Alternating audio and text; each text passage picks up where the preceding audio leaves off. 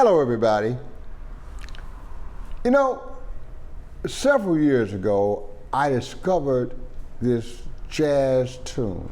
Me being a horn player, I typically love things with horns.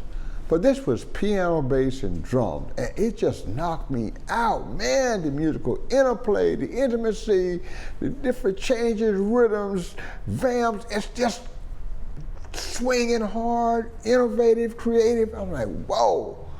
So if you go to my iPhone, the very first tune that's gonna play is Poinciana. And it's gonna play twice because I love it that much. Now, I talk about Frederick Russell Jones. We're not gonna use that name anymore because somewhere around 1950, he embraced Islam and changed his name to Ahmad Jamal. And that is how he has been known ever since. And if you call him Frederick Russell Jones, he will probably not appreciate you very much. There's something I can tell you about him. He is an elegant gentleman with the kindest, warmest heart. I actually took a day off from school. Yeah, I played hooky. And drove down to Sarasota to the Van Weasel because Ahmad Jamal and his trio were playing there. And I just had to hear this Poinciana. I had to hear it live. I was lucky enough to be sitting right in front of his piano in the second row.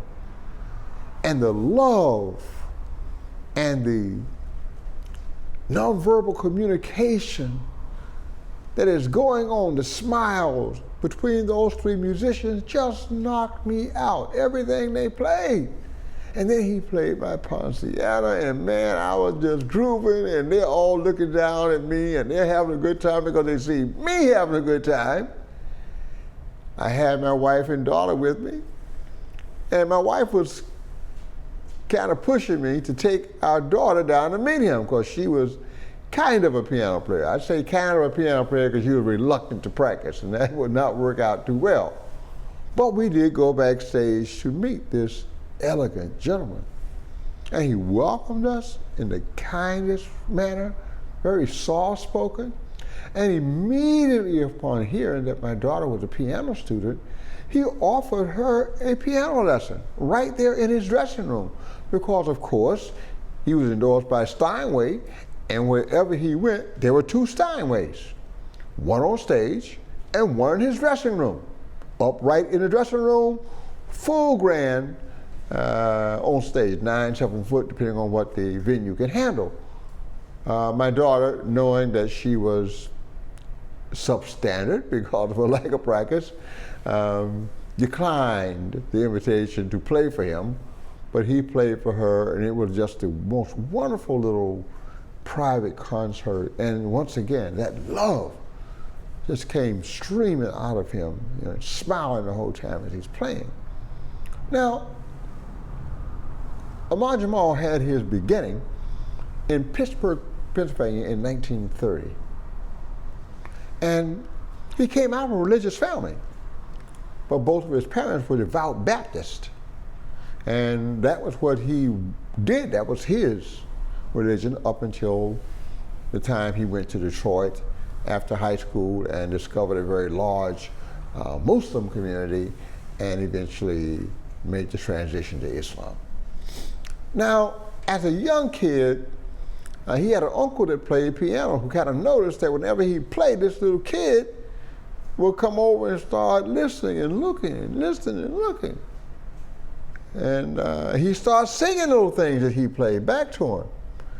So he decided to give him a test. He played something on the piano and say, "Come here, little man, play what I just played." And this 3-year-old, he comes over to the piano, no training at all, and he plays the very notes that his uncle had played, which means he's got an ear for music. Maybe he's got perfect pitch, and he's only 3 years old. Well, this experiment led to more experiments and more experiments, and finally, By the age of 7, everybody realized they had something very special on their hands. So they gave him to the tutelage of Mary Cardwell Dawson, who was a very well-trained classical musician, primarily opera and piano, classical. And she taught Ahmad until she finally left Pittsburgh and moved to Washington, D.C. to start tutoring singers who eventually would be the first black singers in the Metropolitan Opera. So she was a top classical musician in the early 20s. And he was lucky to have found her in the late 30s. At any rate, now his journey begins. By 14, he's playing so well that the great Art Tatum comes to town. Because Pittsburgh is a town that has a whole lot of bad musicians, especially piano players. You got Billy Strayhorn. You got Earl Father Hines, who was the big man with Louis Armstrong. You got the great Mary Lou Williams, great arranger, composer. And you have the genius, Mr. Errol Garner, all coming out of the same neighborhood as some of the greatest jazz pianists that this country has ever produced. So Art Tatum, he came through there. That was fertile ground. And he discovers this 14-year-old. And he says, this is a coming genius. He recognized this incredible talent even at 14. The great Art Tatum. By 17, he's graduating from George Westinghouse High School, the Hill District of Pittsburgh, like so many others did. I think Strayhorn came out there too. And he goes on the road. If you're gonna learn, I'm not going to college right now. I think I'm gonna go out here and learn from the masters of this music. Let's get on the road and go. And he played with this little band and that little band and this little band and that little band. And then finally he got with a group called the Four Strings. They did a little touring and this and that. And somewhere in early 1950, because he graduated from high school in 48, so it's all taking place within 2 years. Touring with a big band, going to the Four Strings. By 1950, the violinist, who was the fourth string, quit, moved away. Who knows? He wanted to pursue something else. And so now the four strings become the three strings, but not yet. Because Ahmad decided, okay, it's time to go. And so he goes to Chicago and starts doing his thing. And he's playing gigs with people like Vaughn Freeman on tenor and a little known tenor player named Claude McLin, M-C-L-I-N, who was a part of a great artistic family in Chicago. As a matter of fact, one of his relatives was my professor in college, and we used to have battles about what came first, the chicken or the egg. That means gospel or jazz. She won. I think her thing was, do you think white folks gave us bars and nightclubs before they gave us Jesus? And that was the end of that one. So she won that argument. And later on, I found out that this woman, who is still with us, by the way, Dr. Lena McLin, had taught everybody that was anybody out of Chicago in music, especially vocalists. Had her own groups, wrote all kinds of gospel music, was the niece of the great Thomas A. Dorsey, and taught everyone from R. Kelly. Now, I know that's not a common figure right now, or a very proud figure, but yes, he was a bad boy, he's a talented guy, and the other stuff we're not going to talk about right now. And she also taught the great Shaka Khan. So this was a great legacy, and this was the legacy that Ahmad Jamal walked right into when he met Claude McLin. And after playing those gigs, he ended up playing a gig at the Palm Tavern, which we will discuss later. The Palm Tavern, and he was a solo pianist there. He did late night solo piano gigs there for a long time. That was his bread and butter when he was in Chicago, and sometimes he'd do tours into Detroit, and that's where he discovered Islam, etc. Eventually he formed his own group, a kind of a rebranding of the three strings, with a guitar player and a bass player, Crawford and Crawford, Israel, on the bass, who stayed with him for many, many years. The guitarist stayed with him a lot of years as well. And they were doing great. They got a gig at the Blue Note in Chicago. It was a steady gig. Everyone knew them. But then they were invited to play a gig at the Embers in New York City, somewhere around 1951. Things are moving fast. This guy just 3 years out of high school. He's already going to the Embers in New York City. And they're playing, and they impress the right people, not just the listeners and jazz musicians, but a great producer named John Hammond. Now, I hope you know that name, because John Hammond discovered Benny Goodman. He also discovered Billie Holiday and arranged for her first recording. And he also discovered Count Basie. So John Hammond had a pretty good ear. And immediately he signed the three strings, bass, guitar, and Ahmad on piano to OK Records recording contract. And so the journey begins. And they made several recordings, and they were really pretty popular, and people going, yeah, this is nice, because, you know, back in the day, that was the format for piano trios. It wasn't a drummer. Those drums were considered too loud for a piano trio. It was guitar, bass, piano, everything pretty much acoustic. That's what Nat King Cole's group was. That's what most of the groups were that did that kind of piano jazz. This all worked great until somewhere around 1957. They are back in Chicago, and they discover a New Orleans drummer named Vernell Fournier. He got that whole gumbo thing, that whole New Orleans thing, the polyrhythms, all that different kind of stuff than most drummers were doing at that time, and he was the exact flavor that Ahmad did, because Ahmad is carving his own niche. He's creating a new slant on this jazz. They had a steady gig at a hotel called the Persian, and somewhere around 1957-58, they recorded live at the Persian, but not for me.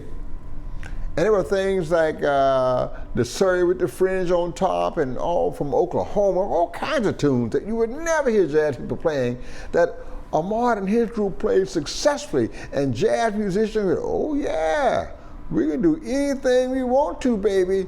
Jazz is not the name of a tune. Jazz is a style of playing, and any tune can be jazz. Here we go. He also used an old jazz standard I mentioned earlier, called Poinciana, that is really about a tropical flower, a very beautiful tropical flower. And what he did with that, all the twists, all the space, all the rhythmic changes, all the interplays between the musicians, all the different vamps he did, the, like they say, minimalistic playing, which means he's not playing a lot of notes. I mean, at this time, bebop cats are playing as many notes as they can, and yeah, that's not his way. He's playing as much music as he can, and sometimes that means fewer notes and greater passion. Well, this album, one of his greatest albums, no question. And it was on the top 10 jazz list nationally for 100 and 8 weeks. Over 2 years, it was #1, led chiefly by that arrangement and performance of Ponciana. Now, when you got something that's that strong, that means it's selling really strong.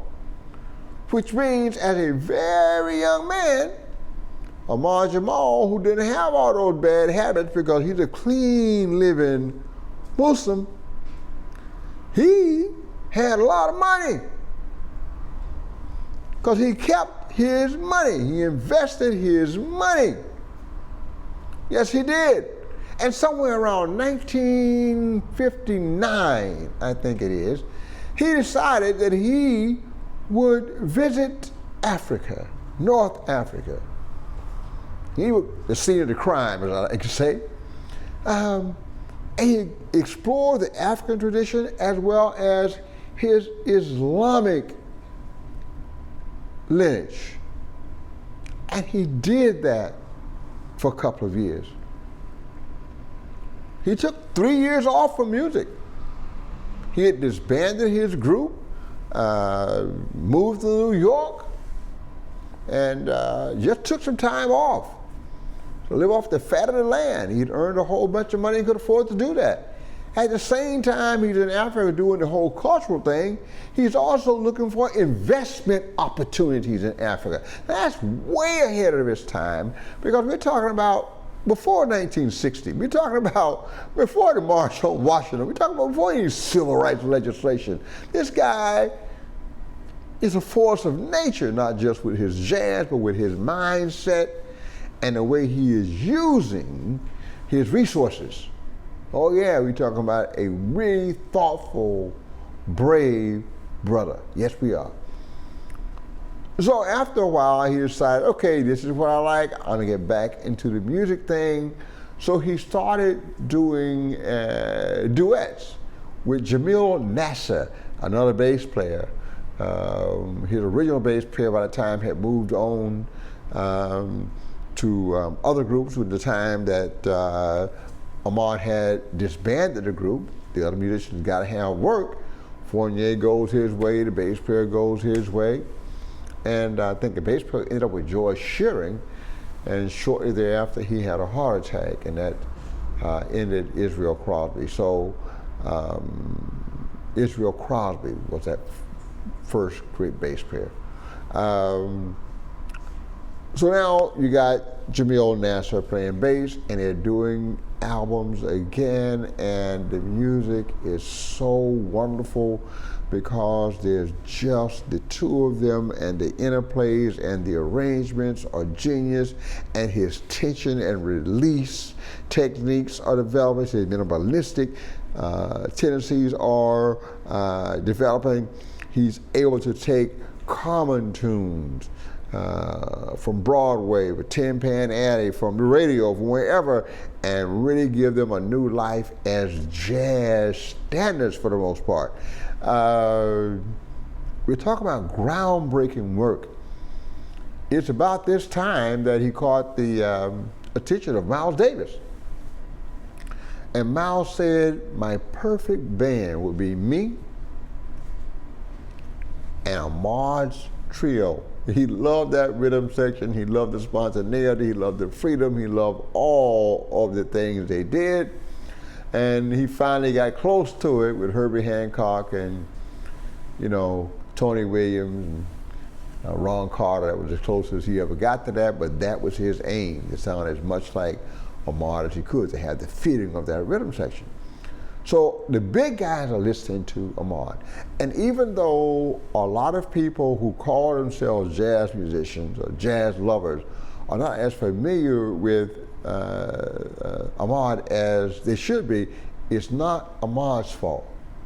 You just need to open your ears and go listen. Once you start listening, I'm telling you, it is infectious. Yes, it is. Now, he continued to play with various drummers, including Vernell Fournier for a while. Other drummers came and went, and Nasser stayed with him for, my God, almost a decade. And he never touched electronic instruments. The rock and roll revolution during the 60s and all that didn't touch him. Through 1970, early 1970, didn't touch it. But late 1970, he played his first electric jazz. And one of the most popular tunes he did was a redo, shall we say, of the theme from MASH. The tune was actually recorded by a group originally called MASH, and the name of the tune was Suicide is Painless. I'm not so sure about that. I'm not so sure that's a good title either. But that was the name of the tune, and Ahmad recorded it. And it was successful. It replaced the original version on TV. And later on, the great Clint Eastwood decided to go back to that great album, Live from the Persian, But Not For Me, and take two tunes and use them in bridges over in Madison County, I think it's called, was the movie that he used those. So everybody that has ears is being captivated by the magic that is being created by Mr. Ahmad Jamal. He continued to play into his 80s, and by my calculations, he must be close to 90, 91. He's still with us, and he is doing his thing. He is heavily honored. Going back to 1959, when he got an entertainment award from the Junior Chamber of Commerce of Pittsburgh. Yeah, he was a homeboy, and they loved him. The young people embraced him in 1959 and gave him his first official award. And his later awards in life would have been an honorary doctorate, I think, from the Manhattan School of Music. He most certainly has a Grammy Lifetime Achievement Award, and he also has a Downbeat Magazine Lifetime Achievement Award, among the scores of other awards he's received through this incredibly long career that started somewhere around 1948 and continues to this very moment. I was born in 1948, so I can tell you right now that his career has lasted over 7 decades, and he's still with us, and he is still going. I can tell you that in that time, he has recorded 85 albums as leader, 85. He learned to invest in himself, and he has learned to put things under his own name, and that is why he is probably, how should we say this, financially secure, and is able to do some things within the community and Pan-Africanism that very few others are able to do. Yes, that's very, very, very important. His style, I like what he says about a ballad, is the most difficult thing to play because it has to be, every note has to come from the heart. He talks about listening to Ben Webster play a ballad one night, and in the middle of the tune, Ben Webster just stopped playing, stopped the band, and went to another tune. And he asked him, "Hey man, why'd you just cut that tune off short like that?" And Ben looked at him and says, "I forgot the lyrics," which means even though Ben was playing the saxophone, he was trying to communicate the lyrics of that song.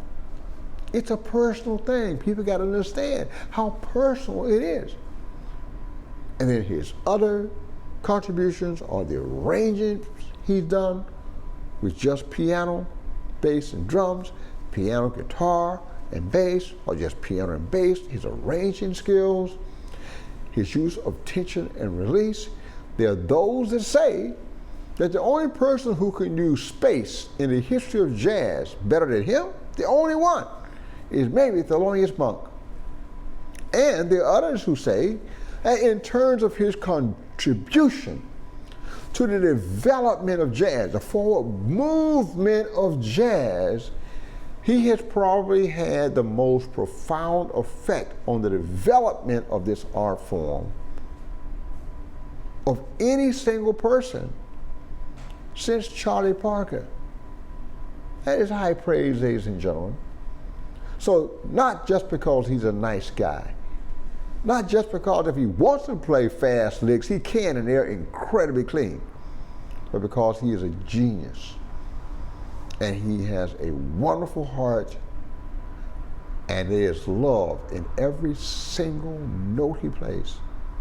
And I hope that you will wrap yourself in the warmth that is the music of Mr.